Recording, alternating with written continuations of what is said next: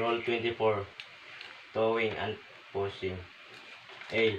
A power-driven vessel when a towing shall exhibit 1. Instead of the light prescribed in Rule 23, A and 1 or A and 2. Two masted light in a vertical line when a length of the low measuring from the stern of the following vessel to the after end of the tow exceeds 200 meters. 3. Such as light in a vertical line. 2. Side light. 3. A stern light. 4. A towing light in a vertical line above the stern light. 4.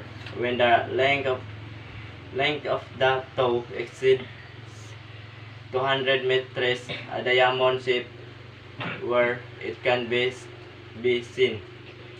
Diamond shape by day if tow length over 200 meter. Additional light in a tow length over 200 meter. Compulsory if tag over 50 meter, otherwise optional. B.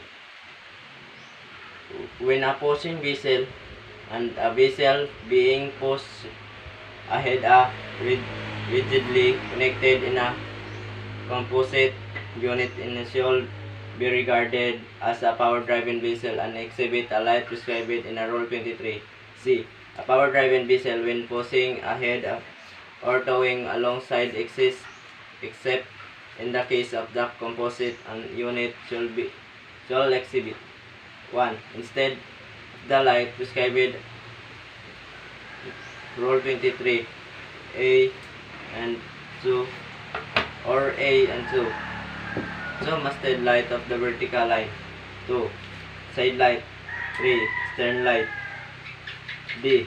A power-driven vessel to which paragraph A or C of this rule apply shall also comply with the Rule 23A and 2. A.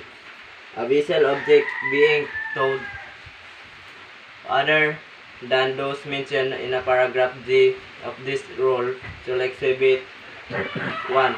Side light. 2. Stern light. 3. When the length of the tow exceeds 200 meters, a diamond shape where it can be seen. F.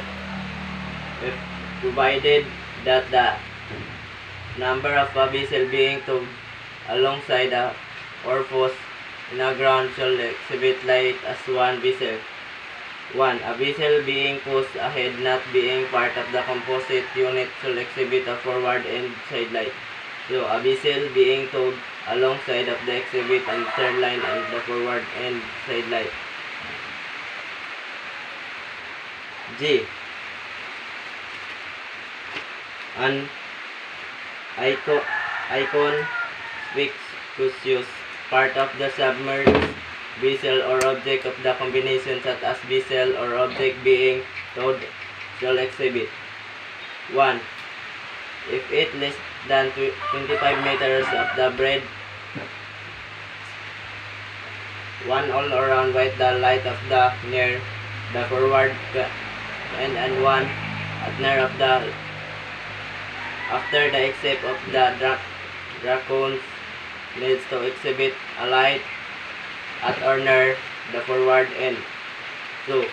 If it is 25 meters of more in breadth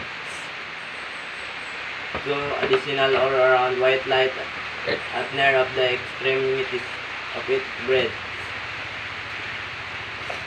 It is exceed to 100 meters of the light additional all around white light in between the light prescribed in subparagraphs 1 and 2 so that distance between side light shall not exceed 100 meters. If the object towed over 100 and extra light of the display over 200 meters. 4. A diamond shape at or near of the aftermost extremely of the last vessel or object being towed, and if the length of the tow exceeds 200 meters of additional diamond shape where it can be seen and locate from the forward is practicable. Diamond at stern for any length of the icon excuse object. Any of length of 2 indicate 200 meters. Rule 24. Towing and pushing.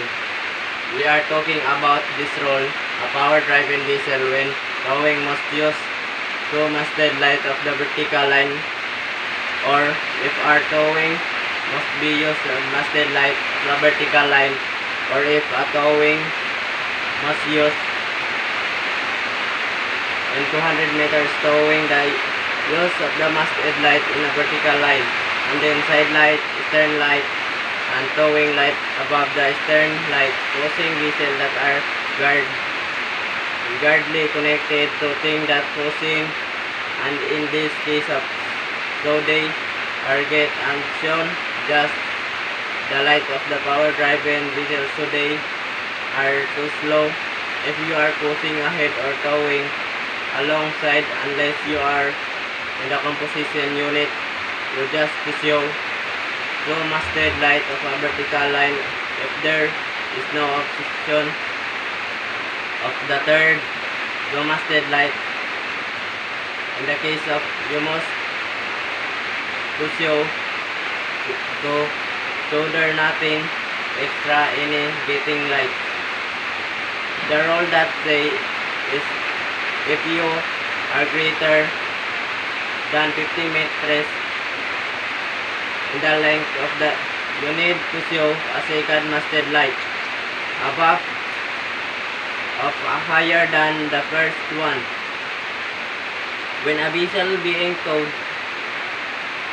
we must side light and stern light, and when the length of the tow exceed 200 meters, a diamond shape where can be seen if you are being pushed ahead also is not part of a composite unit. You just need to exhibit side light and the forward stern light and side light.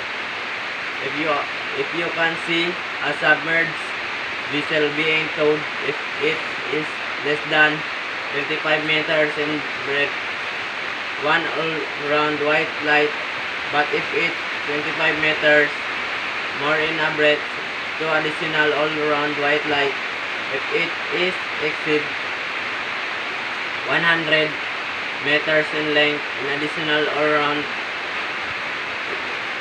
white light, and so distance between the lights should not exceed 100 meters. It is impracticable for a vessel being towed to exhibit the light or shape. All possible measures should be taken to light a vessel at least to indicate the presence of such vessel. A vessel not normally engaged towing operation to display the light shall not be required to exhibit those lights. If you are steering another vessel and you have not normally engaged in towing operational, you may find of the exhibit light you need and you are extended to the towing axis. If you are engaged in towing another vessel in distress or otherwise need to assistance, however, possible measures should be taken to indicate the nature of relationship of towing vessel being towed and illuminating the tow line.